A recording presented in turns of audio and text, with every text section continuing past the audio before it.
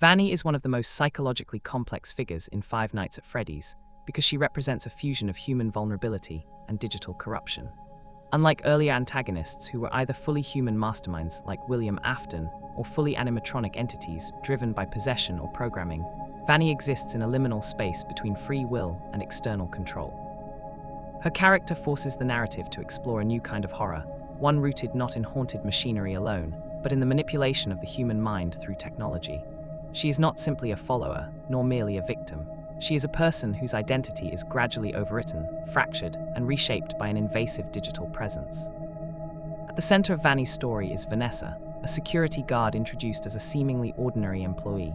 What makes her transformation into Vanny so unsettling is its gradual and psychological nature. Through exposure to corrupted code, associated with the digital manifestation of William Afton, often referred to as Glitchtrap, Vanessa becomes influenced, manipulated, and possibly conditioned into carrying out violent acts. This shift marks a significant evolution in the series' mythology. Instead of William returning solely through remnant or physical resurrection, he infiltrates systems and spreads like a virus. Vanny becomes the human extension of that virus, a living conduit for his legacy. The horror lies in the subtlety of this corruption. It is not a dramatic possession with flashing lights and obvious supernatural signs. It is insidious, creeping into her thoughts and reshaping her perception of reality. Thematically, Vanny embodies the idea of indoctrination. Her white rabbit costume is symbolic in multiple ways. On one level, it visually echoes the franchise's long history of animal mascots used as tools for deception and murder. On another level, the rabbit imagery recalls William Afton's Spring Bonnie persona, suggesting a deliberate replication of his methods. The costume is not merely a disguise, but a ritualistic transformation. When Vanessa dons the suit, she is not just hiding her identity, she is embracing an alter ego shaped by Glitchtrap's influence. The stitched, handmade appearance of the costume further emphasizes its psychological dimension. It looks less like corporate branding and more like a personal obsession brought to life. This detail reinforces the idea that her descent is not purely technological. It is emotional and mental, a slow surrender to an implanted ideology. One of the most compelling aspects of Vanny's character is the ambiguity surrounding her agency. Is she fully controlled, or does she retain some level of choice? The narrative presents conflicting evidence. On one hand, her therapy recordings reveal distress, fragmentation, and fear, suggesting she's being manipulated against her will. On the other hand, her actions as Vanny demonstrate planning and initiative, implying complicity. This tension makes her more tragic than purely evil. If she is a victim of psychological conditioning, then she represents the collateral damage of Afton's digital immortality. If she retains agency, then she becomes proof that evil can propagate not only through machines, but through persuasion and influence. The uncertainty itself becomes part of the horror, reflecting real-world anxieties about manipulation, coercion, and the erosion of autonomy in a hyperdigital age. Vanny also serves as a narrative bridge between eras of the franchise. The earlier storyline revolved around haunted animatronics, driven by the souls of murdered children seeking justice. In contrast, Vanny's arc shifts the focus toward corporate experimentation with virtual reality, artificial intelligence, and data replication. Her corruption originates in a VR game designed to cover up past scandals by reframing them as fiction. This meta-layer is significant. By attempting to rewrite its own dark history as harmless entertainment, Fazbear Entertainment inadvertently creates the conditions for Afton's digital return. Vanny becomes the human consequence of that corporate denial. She is what happens when trauma is repackaged instead of resolved.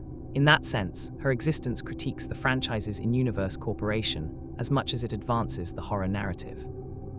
Visually and behaviorally, Vanny contrasts sharply with previous antagonists. William Afton, particularly in his Springtrap form, is grotesque and decayed, an obvious embodiment of corruption. Vanny, by comparison, moves with unsettling lightness. She skips, dances, and tilts her head in childlike gestures that clash disturbingly with her murderous intent. This duality amplifies her threat. She does not lumber or glitch mechanically. She behaves like a person playing a role, which makes her unpredictability more intimate. The juxtaposition of innocence and violence recalls the series' recurring theme of corrupted childhood imagery. Just as animatronics designed to entertain children become instruments of terror, Vanny's playful demeanor masks something lethal. Another layer of analysis emerges when considering Vanny as a commentary on legacy. William Afton's greatest weapon was not just his physical actions, but his ability to embed himself into systems, technological, corporate, and psychological. Vanny demonstrates that his influence no longer requires his direct presence. Through Glitchtrap, he becomes an idea capable of recruitment. This transition from singular villain to replicating ideology mirrors broader fears about how destructive beliefs spread. Vanny is not simply continuing Afton's work. She is evidence that his methods can be taught, internalized, and perpetuated. The rabbit suit becomes a symbol of that inheritance, transforming from a personal disguise into a transferable identity. In the 3-star ending of Security Breach, Vanessa's freedom from Vanny is framed as both a literal rescue and a symbolic exorcism of influence. Unlike the more ambiguous or tragic endings, the 3-star route requires uncovering Princess Quest, the final arcade cabinet that mirrors Vanessa's internal struggle against Glitchtrap's control. Throughout the game, the Princess Quest minigames function as a metaphorical battleground inside Vanessa's mind. The princess character navigating dark corridors, unlocking doors, and confronting a shadowy rabbit entity represents Vanessa fighting against the digital parasite embedded in her consciousness.